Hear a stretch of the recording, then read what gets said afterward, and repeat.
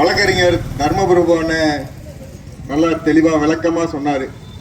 அதாவது இவ்வளவு உண்மையான விஷயத்த ஒரு இடத்துல சொல்றோம், கேட்கறதுக்கு ஆள் இல்லை.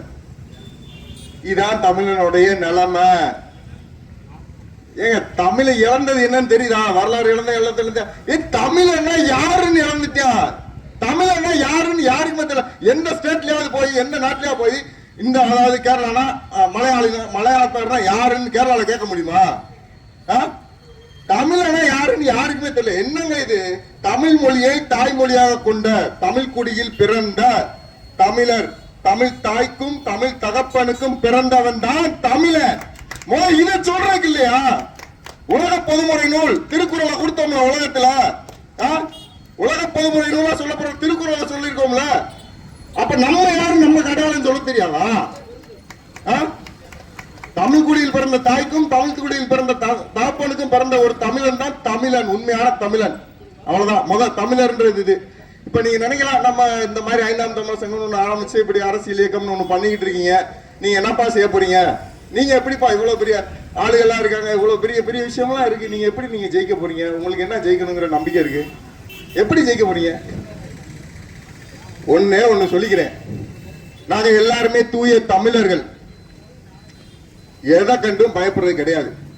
எவ்வளவு பெரிய படை வந்தாலும் சரி, நாங்க கருத்தியல் ரீதியா மோதுவோம். எங்களுடைய வேலையே உண்மைகளை மக்களுக்கு உறக்க சொல்றதுதான். எங்களுடைய நிலை என்னைக்குமே மாறாது. யார் தப்பு பண்ணாலும் தப்பு தான்.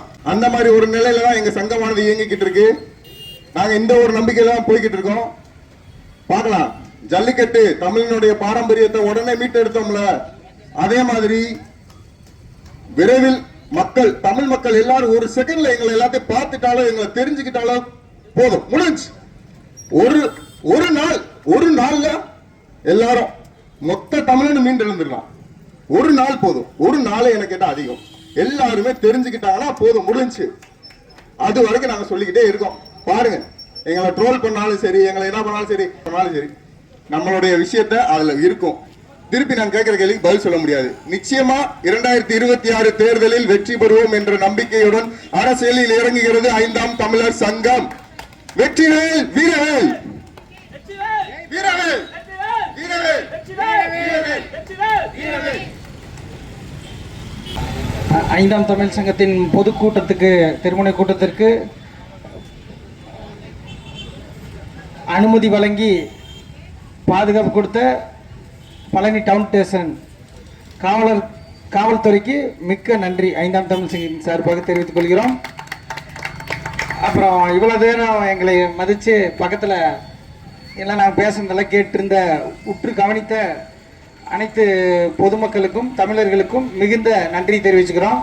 அப்புறம் இந்த அழைப்பை ஏற்று தென் தமிழகத்திலிருந்து வந்திருக்கிற நம்ம மாவட்ட செயலாளர்கள் அனைவருக்கும் மிகுந்த நன்றி சொல்லி நிறைவு வருகிறோம். நன்றி, வணக்கம்.